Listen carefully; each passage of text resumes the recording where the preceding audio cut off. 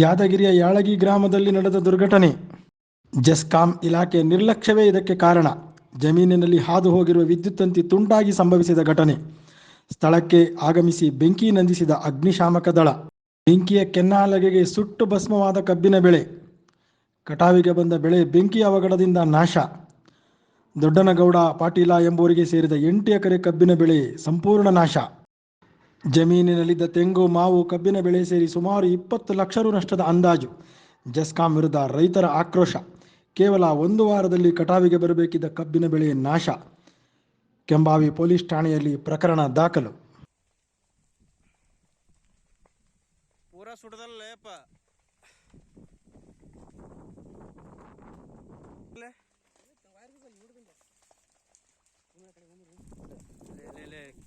ತೆಂಗಿನ ಗಿಡ ಹೋಗ್ಬಿಡ್ತವೆ.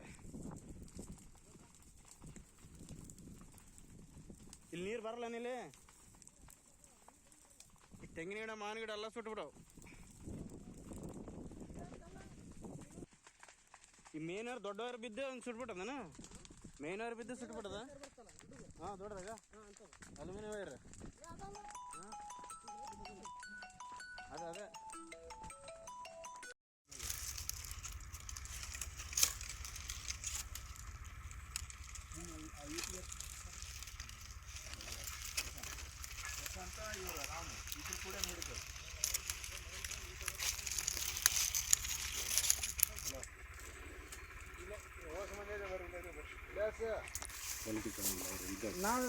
ನಾವು ನೋಡಿದ್ದು ನಾವು ಹೇಳಕತ್ತೀರಿ ಸರ್. ಅವರು ಮತ್ತು ಅವ್ರು ಯಾವ ಥರ ಅಲ್ಲಿ ಬಂದ್ಮೇಲೆ ಜಂಪ್ ತೆಗೆದ್ರೆ ಎಲ್ಲ ತೆಗೆದಿನ ಅಂದ್ರೆ ನಾ ಅಲ್ಲಿ ಹೊಡೋ ಜಂಪ್ ತೆಗೆದ್ಮೇಲೆ ಇದಾಗೈತ್ರಿ. ಡಬಲ್ ಪೋಲ್ ಸ್ಟ್ರಕ್ಚರ್ ಕಡೆ ಕಟ್ಟಾಗಿಲ್ರಣ್ಣ, ಸಿಂಗಲ್ ಪೋಲ್ ಕಡೆ ಆಗ್ಯದ್ರಿ.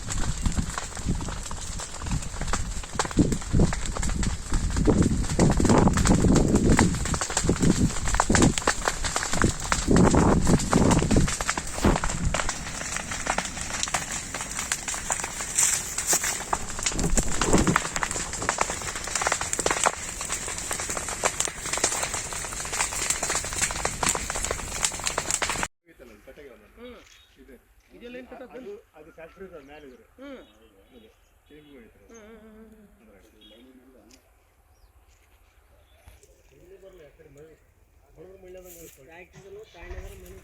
ಅಲ್ಲಿ ಹೋಗುತ್ತೆ ಬರ್ರಿ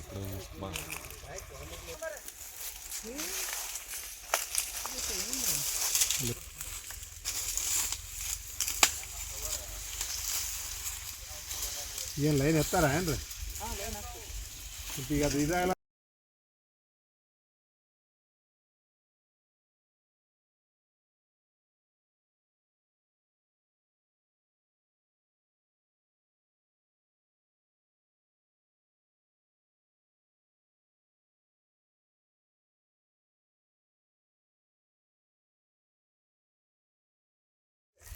ಹೇಳ್ರಿ.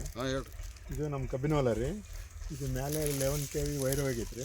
ಅದು ಕಟ್ಟಾಗಿ ವೈರ್ ತಳ ಬೀಳತ್ತೆ ರೀ. ಅವ್ರು KV ನಿರ್ಲಕ್ಷ್ಯದಿಂದ ಈ ಊಟೆಲ್ಲ 9 ಎಕರೆ ಹೊಲ ಸುಟ್ಟೋಗಿದ್ದಾರೆ. ಅದು ನಮಗೆಲ್ಲ ಈಗ ಅವರು ರಿಪೇರಿ ಮಾಡೋಕೆ ಬಂದಿದ್ದಾರೆ. ಅವ್ರು ನೋಡೋಂತ ಹೇಳಿದ್ದೀನಿ ರೀ. ಈಗ ಅವ್ರಿಗೆ ಎಷ್ಟು ತಿಂಗಳು ಕಬ್ಬು?